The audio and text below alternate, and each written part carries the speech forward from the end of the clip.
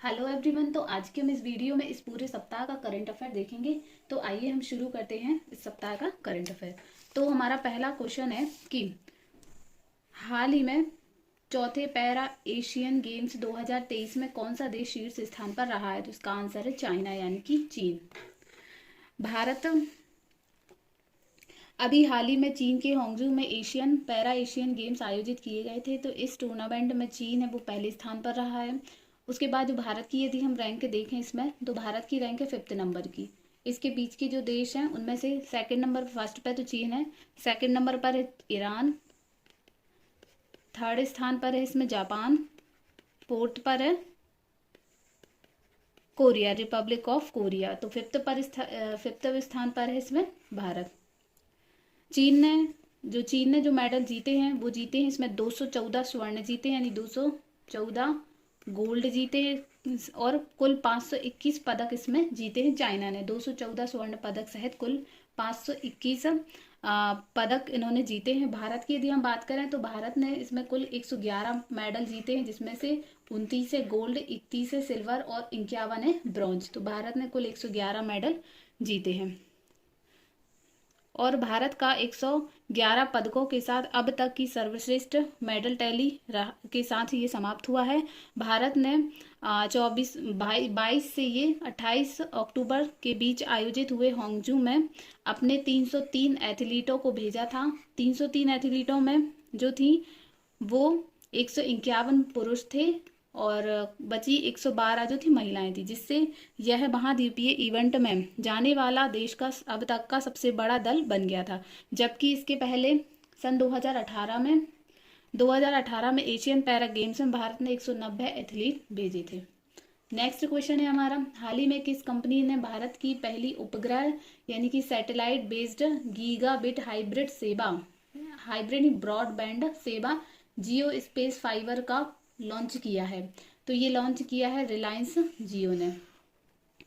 अभी हाल ही में रिलायंस जियो ने IMC 2023 यानी कि इंडिया मोबाइल कांग्रेस का जो 2023 का जो इवेंट हुआ था उसमें देश की पहली satellite based gigabyte broadband service Jio space fiber launch किया है। और इस इवेंट के दौरान यानी इस इवेंट में प्रधानमंत्री नरेंद्र मोदी और जियो के चेयरमैन आकाश अंबानी भी इसमें मौजूद थे।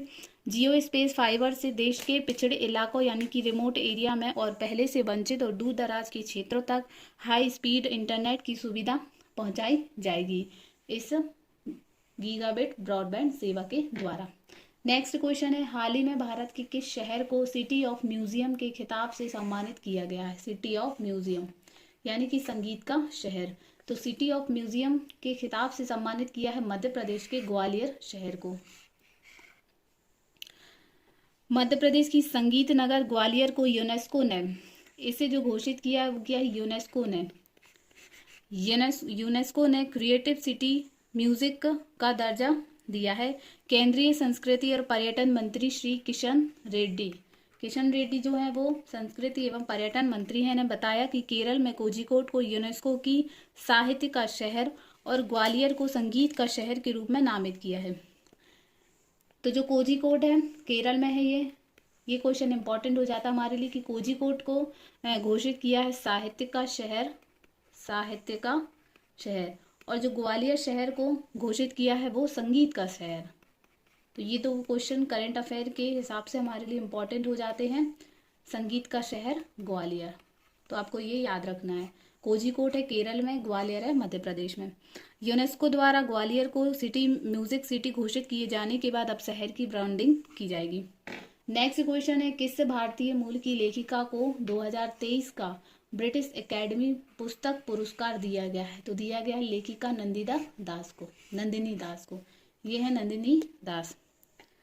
तो British Academy book prize for global cultural understanding एक प्रतिष्ठित अंतर्राष्ट्रीय नॉन फिक्शन पुरस्कार भारत में जन्मी लेखिका नंदिनी दास को उनकी पहली पुस्तक कोर्टिंग इंडिया, इनकी जो पुस्तक है उसका नाम है कोर्टिंग इंडिया। अब इसका थोड़ा सा बड़ा सा नाम है, एक बार देख लेते हैं। Courting India England Mughal India and the origins of empire के लिए दिया गया है। तो आप इसे कोटिंग इंडिया भी याद रख सकते हैं। तो इनकी कोटिंग इंडिया इनकी पहली पुस्तक है, उसके लिए इन्हें अवार्ड मिला है ब्रिटिश एकेडमी पुस्तक पुरस्कार का अवार्ड। नेक्स्ट क्वेश्चन है, हाल ही में विश्व कप के बाद देश इंग्लैंड के किस खिलाड़ी ने अंतर्राष्ट्रीय क्रिकेट से संन्यास लेने की घोषणा की है? तो डेविड विली। अब इसमें से कई क्वेश्चन निकल कर सामने आते हैं हमारे पास कि डेविड विली किस खेल से संबंधित है। तो पहला क्वेश्चन तो यही बनता है कि ये क्रिकेट से संबंधित है डेविड विली, क्योंकि इन्होंने अभी हाल ही में संन्यास की घोषणा की है। तो ये क्वेश्चन हमारे लिए इंपॉर्टेंट हो जाता है। दूसरा बनता है कि ये किस देश के खिलाड़ी, तो ये इंग्लैंड के खिलाड़ी हैं। तो ये दो क्वेश्चन हमारे लिए बहुत इंपॉर्टेंट है। क्योंकि अभी वर्ल्ड कप भी चल रहे हैं तो ये क्वेश्चन और भी इंपॉर्टेंट हो जाता है। तो वर्ल्ड कप के बाद इंग्लैंड के गेंदबाज, ये गेंदबाज है, इंग्लैंड के गेंदबाज डेविड विली ने इंटरनेशनल क्रिकेट को अलविदा कहने का फैसला किया। उन्होंने यह सोशल मीडिया पर पोस्ट करके बताया है। नेक्स्ट क्वेश्चन है, 1 नवंबर 1966 को किस राज्य का 58वां और 68वां स्थापना दिवस मनाया गया? इसमें से थोड़ी सी एक मिस्टेक है कि इसमें हमें रखना है कि 1 नवंबर को ये हटा देना, इसको थोड़ा सा हम बाद में देखेंगे। 1 नवंबर को किस राज्य का, ये भी हटा देना, किस राज्य का स्थापना दिवस मनाया गया है। ठीक है, इसमें ये हटाना है और ये दोनों, इसको हम क्योंकि बाद में देखेंगे। 1 नवंबर को किन किन राज्यों का स्थापना दिवस मनाया गया, क्वेश्चन ये है। तो एक हरियाणा का और मध्य प्रदेश का। जो हरियाणा का है वो 58वां स्थापना दिवस है, मध्य प्रदेश का 68वां स्थापना दिवस। इसके अलावा और भी राज्य हैं जहाँ 1 नवंबर को ही स्थापना दिवस मनाया जाता है। ठीक है, तो और राज्य हैं वो भी हम देख लेते हैं, जिसमें से 7 राज्य हैं, मतलब 7 जो है स्टेट हैं यानी कि राज्य हैं, और 2 है जो हैं वो केंद्र शासित प्रदेश है। तो 7 राज्य कौन कौन से हैं? हरियाणा, मध्य प्रदेश, छत्तीसगढ़, आंध्र प्रदेश, कर्नाटक, केरल और पुडुचेरी और पंजाब। केरल मतलब हरियाणा, मध्य प्रदेश, छत्तीसगढ़, आंध्र प्रदेश, कर्नाटक, केरल और पंजाब, इन 7 राज्यों में मनाया जाता है। और जो 2 केंद्र शासित प्रदेश हैं वो हैं लक्षद्वीप और पुडुचेरी। केंद्र शासित प्रदेश पुडुचेरी और एक और है लक्षद्वीप। तो इस दिन इन केंद्र शासित प्रदेशों में भी 1 नवंबर को स्थापना दिवस मनाया जाता है, यानी कि फाउंडेशन डे ऑफ स्टेट। तो नेक्स्ट क्वेश्चन है अब हमारा कि किस स्टेडियम में पूर्व क्रिकेटर सचिन तेंदुलकर की प्रतिमा का अनावरण किया जाएगा या किया गया है? तो मुंबई के वानखेड़े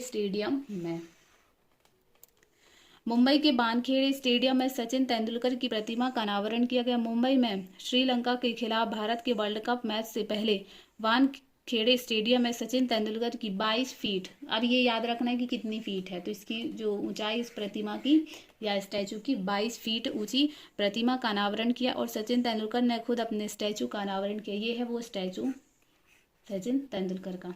नेक्स्ट क्वेश्चन है, 8वीं बार बैलन डी ओर पुरस्कार जीतने वाले खिलाड़ी बन गए। तो फुटबॉलर लियोनेल मेसी।